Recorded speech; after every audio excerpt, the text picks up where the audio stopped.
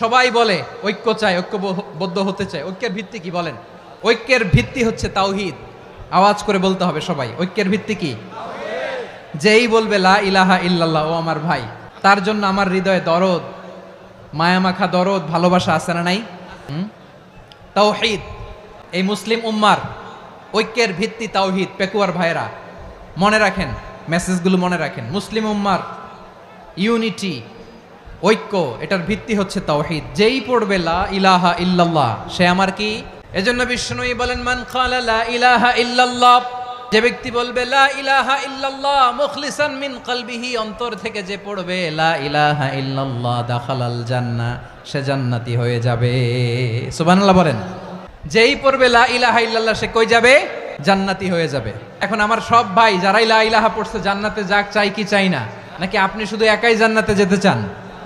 একাই যেতে চান?